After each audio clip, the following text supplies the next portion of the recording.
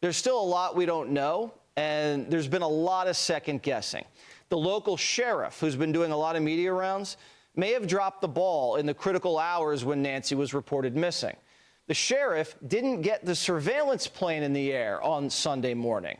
It wasn't until the afternoon that we had eyes in the sky. This vital search and rescue aircraft needed to be in the air during the make or break initial phase. It's equipped with high-resolution thermal imaging cameras that can scan vast swaths of desert terrain. Because of a staffing issue, according to the Daily Mail, the plane sat on the tarmac. Since then, we've seen the FBI come in and take a firmer grip on the case. Cell phone tower data is being exploited. Intelligence analysts are running down leads, and crisis negotiators are consulting with the Guthrie family. At this stage of the investigation, it's becoming pretty clear the kidnappers aren't a bunch of amateurs. People have been asking, does it seem like it's written by just a crazy person? And the answer is no. This letter was very well constructed. It had structure. If you took this letter to an English teacher and said, give me notes on structure, on grammar, you probably would get no notes back. Hell yeah, he dropped the ball. I've been saying that this whole time. And then today they find out that they took a camera off the roof today that they missed, or they just didn't check the roof at all, it sounds like.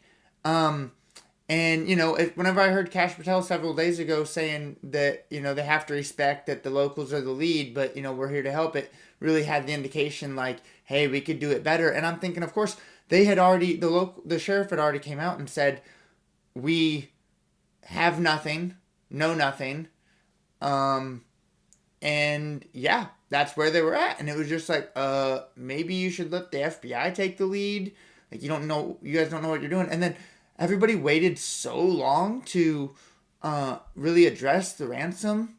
I mean, how is that? Why was that not, you know, going a little bit quicker?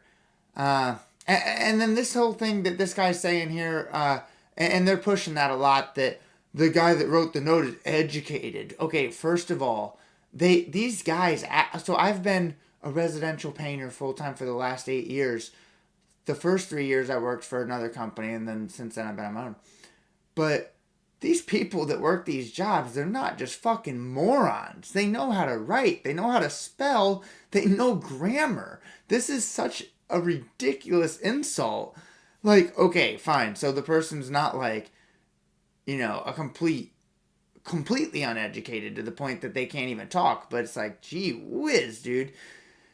And also, speaking of that, actually, if I'm real curious if anybody, like, when the last time somebody worked in that house was, because I'm telling you, if a company, say a group of painters, say there's a company, like my last company had 10 painters, and most of them had been in and out of jail, would have had, you know, would definitely take that chance if they saw that opportunity. Now, if there was a company like that worked in her house, I'm telling you, they know everything. And it sounds like the perp knew, like, where the cameras were, that there weren't cameras, that there weren't that much for cameras, whatever.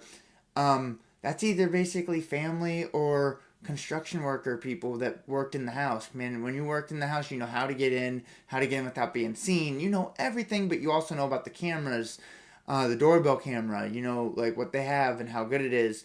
So, and then you have the motive, and I feel like they're acting like, well, this is an educated person. No, these people can type, and also they can get AI to help them write. But these people can write too. I wonder too how this is going to end. I mean, it sounds like they're probably not going to find her in time.